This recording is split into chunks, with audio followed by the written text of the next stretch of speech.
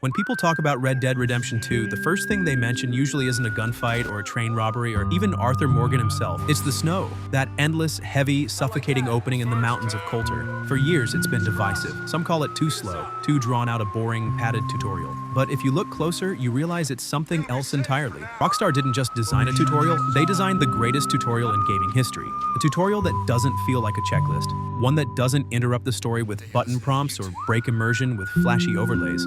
Instead, they built a tutorial that is the story. Every single moment, from lighting a lantern to saving John Marston, is teaching you mechanics while also showing you who these characters really are. And that's why, even in 2025, Chapter 1 of Red Dead Redemption remains unmatched. The first thing you feel in Red Dead Redemption 2 isn't power, it's weight. Arthur trudges slowly. Horses stumble in knee-deep snow. The lantern light flickers uselessly against the storm. And in that slowness, Rockstar is teaching you something most games never dare to: pace. Other open-world titles throw you into chaos. Assassin's Creed starts with combat. Call of Duty begins with gunfire. Skyrim literally starts with a dragon attack. Rockstar goes the other way.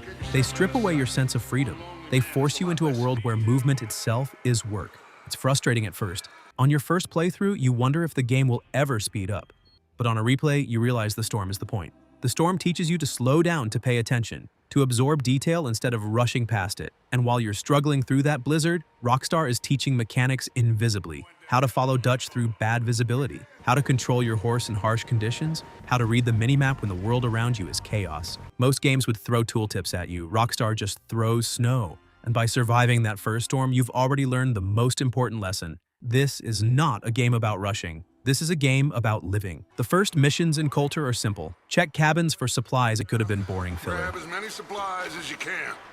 We need the essentials. But Rockstar makes it storytelling. Every action, looting a drawer, opening a cabinet, teaches you how to interact with the world. But it also teaches you what kind of world this is. Families froze to death. Corpses are found stiff in their chairs. Scraps of food are all that remain. Pearson whines about supplies. Bill grumbles about Dutch's leadership. The women worry about Jack's cough. Every interaction layers survival mechanics onto story context. Compare this to GTA tutorials in GTA 5. The opening heist teaches shooting and driving.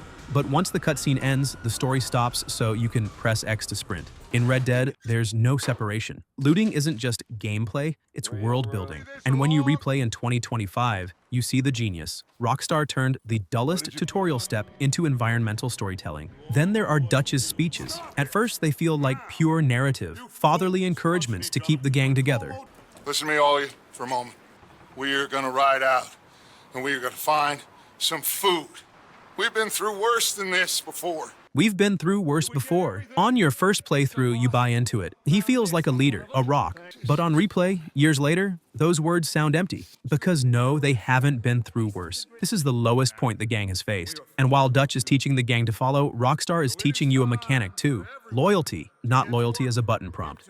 Loyalty is a choice you feel, a dynamic you understand. You see why Arthur follows him. You see why the gang clings to him. It's subtle, but it works. While Dutch makes speeches, Rockstar is embedding the psychology of leadership into your head. Most tutorials teach mechanics with pop-ups. Rockstar teaches loyalty through charisma. Then comes Micah. When you first ride with him, it feels like just another learn to ride and shoot mission. But what's really happening is moral education. Micah is brash, reckless, obsessed with bloodshed. Even in the storm, his solution to every problem is violence. Arthur doesn't encourage it. He shuts it down. He dismisses him.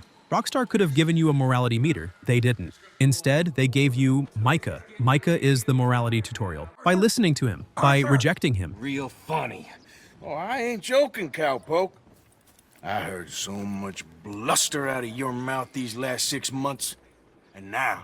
By feeling his chaos, you learn what kind of outlaw Arthur is. Compare this to Skyrim. Skyrim lets you choose morality by picking dialogue options. Rockstar teaches morality through tone, through dynamics, through who Arthur chooses to listen to and who he doesn't. That's why this tutorial is so powerful. It teaches mechanics through people, not menus. And then comes the mission that defines Chapter 1, the rescue of John Marston. This mission isn't just emotional, it's brilliant tutorial design. You climb cliffs, learning about stamina. You hunt wolves, practicing combat. You haul John out of a cave, understanding weight and movement under pressure. Every core mechanic you'll need in the main game is tucked inside this rescue, but the emotional weight makes you forget it's a tutorial. Abigail begging Arthur shows you loyalty. Arthur risking his life shows you sacrifice. John's scars show you the brutality of this world. Most games would have separated those things. Cutscene for story, mission for mechanics, Rockstar combines them. And when you replay today, it feels like foreshadowing. Arthur saves John here, and years later, he'll sacrifice everything to save him again.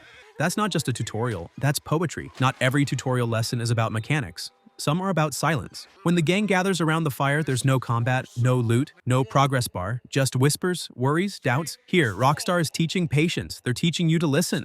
Compare this to Assassin's Creed, which rarely lets silence exist, or Call of Duty, which fills every second with explosions. Red Dead Redemption 2 is bold enough to slow you down, to say, sit, listen, absorb. The fire isn't downtime, it's a tutorial in immersion. And when you replay it now, it hits harder. You realize no other game has the courage to make silence part of the design. Finally, the storm clears, the gang rides down the mountain, the music swells, the camera pulls wide, Dutch promises a new beginning, it feels triumphant. But it's also the final tutorial step.